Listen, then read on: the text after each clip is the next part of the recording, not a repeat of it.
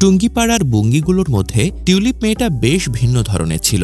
মেয়েটা দেখতে বেশ কিউট, ফিট, সুন্দর এবং ছোটবেলা থেকেই মেধাবী।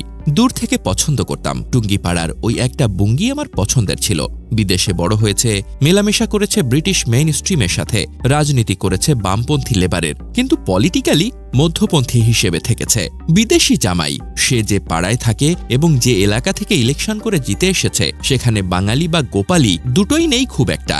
সেদিক থেকে চিন্তা করলে টিউলিপ আসলে নিজের পপুলারিটিতেই ইলেকশন জিতেছে ব্রিটিশ সাধারণ ভোটারের ভোটে। কিন্তু এত কিছুর পরেও তার কাণ্ডজ্ঞানটা একবার দেখেন।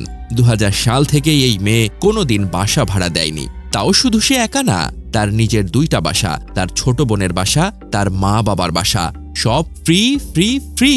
আওয়ামী প্রতারক ব্যবসায়ীরা তাদের পুরো পরিবারের বাসার টাকা দিয়ে গেছে বছরের পর বছর।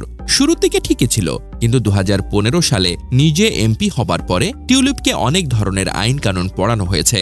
টিউলিপ নিশ্চিত জানত থার্ড ওয়ার্ল্ড ডিক্টেটরের চামচার দেওয়া টাকায় সে ফ্রি বাড়ি পাচ্ছে।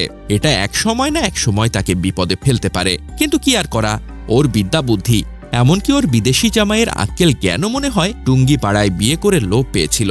তা না হলে ওর ব্রিটিশ জামাই কিভাবে এই ডিলে ঢোকে? ওর কাজিন জয়ের বউ কিন্তু টুঙ্গিপাড়ার বুঙ্গি কালচার নিতে না পেরে ছেড়ে চলে গেছে। যাই হোক, শেষমেশ মেয়েটা তার রক্তের টান এবং কালচার কাটিয়ে উঠতে পারল না।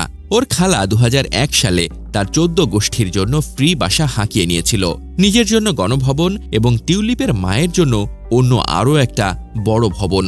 ফ্রি খাবার, সেই পারিবারিক ঐতিহ্য ধরতে গিয়ে ওর মা, নানা এবং খালার রক্ত এখন টিউলিপের পলিটিক্যাল ক্যারিয়ার ধ্বংস করে দিয়েছে।